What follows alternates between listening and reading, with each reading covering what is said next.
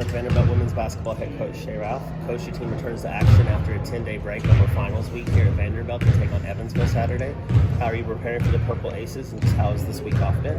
Yeah, the week off has been great. We're in much need of some rest and recuperation. Also in need of some time to focus on our academics. Oh my gosh, is this the Shea Ralph? Is that goodness gracious? Guys, you guys are not to go, so don't take it for granted,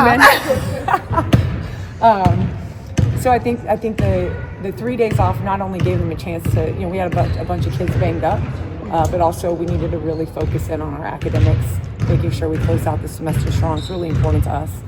And then we got a chance to just kind of get our legs back, get back together as a team, not really preparing for anything the last week except for today and tomorrow, but just getting better at being us. And so that's how we spend our time. Questions? Yeah, so, obviously Camille having dealt with the ankle and the cramping, is she okay now? She's fine. She's great. The time off was great for her. Today was her first day back to practice. So we took a little bit of extra time because we had it to make sure that she's fully healthy. The last thing you want is to kind of push that kind of thing and then she's nursing it for the whole year. So she's done a great job too, getting in here, getting treatment, doing everything she's supposed to do. So hopefully, fingers crossed, she'll be 100% on Saturday.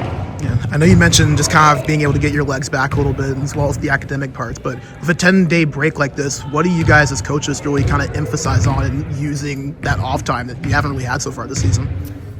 I think you have to be careful. I don't want to overload the off time so then it doesn't feel like we have a break, because we don't really have another break like this the rest of the year. We do have the holidays, but you kind of turn around and play right away, and then your SEC season starts right after the new year. So the focus for me is always on let's take a breather from basketball for a few days. Let them focus on academics. Let them focus on being together or whatever it is that needs their attention. And then when we come back, we keep it very simple and make sure that we're going hard and we're getting better at being us. So I try not to overload their brains in exam time. There's only so much space up there. So we just really focus on, hey, let's make sure we're in really great shape. Let's work on the things that have given us some problems over this first third part of the season. Let's work on the cornerstone of who we are, which for us is defense and rebounding, and making sure that we're making smart plays in transition when we get those turnovers. And then as we start to prepare for these next few games, we'll get into a little bit more detail of the things that I think will serve us well in the second part of the season. When is Monique Williams joining the program? What day? Where's Kevin? I can give you a date. It's very soon. It's very soon. When is Monique getting here? When does she? She'll be in the States in like a week. Yeah. She's playing the tournament here, and then we'll have her right after the holiday break. There you go. Right after the holiday break. She's all set, admitted. We're good with housing, so we're ready to have her. Yeah, so bringing in a player like that and having her practice with the team for a semester before she, is playing, what kind of benefit does that have? This is very rare. This doesn't happen a lot. It happened with a few kids during COVID because a lot of high school, seasons got canceled. But for this kid, it's going to be super valuable because she came to watch practice. She told us immediately, these are the things I need to work on. She's also coming off an injury, so it gives her a chance to not only get comfortable with our system, but take advantage of the resources we have to be fully healthy, in full great condition.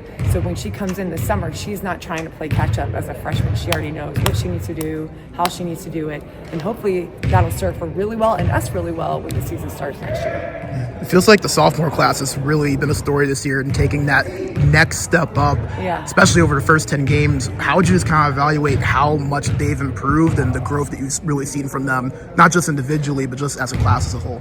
Yeah, to me, the things that we're doing are not unexpected. So I am happy to see that we're having some success. I'm happy to see that our players are developing, that our freshmen have gotten better as they become sophomores, and they're doing things to help us win basketball games because that's why we brought them here. So I would be very concerned if we weren't seeing progress, if we weren't seeing players become more versatile threats, if we weren't seeing more players do more things to help our team win, and if our younger guys weren't a big part of that. That's why we brought them here. So I am happy about it, but I'm not surprised, and it's not unexpected. They know the expectation here, and I think they're starting to see their hard work pay off, which is really good. I just have one more. This one's from Atlanta, actually. She wanted to make sure she's the last one. With the next few games being non-conference games for the SEC schedule starts, is there anything you guys might play with in terms of rotations? Or you feel like you're starting to kind of get locked in where you guys want to be? Yeah, I think I'm always going to play around with the rotations when I have the opportunity to do so, but not necessarily to the detriment of our comfort level on the court.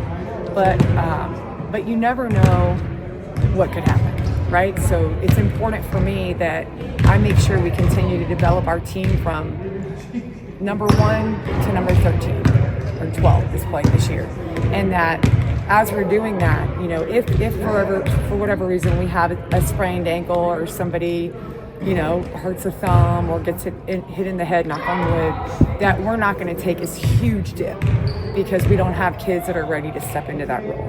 So what I'd like to see, you know, coming up this next month is how deep are we? What are the things that the players who haven't played so much can bring to our team that we can utilize in the second part of our season? And how can we do a great job of making sure that they're ready? Thank you for your time. Thank you.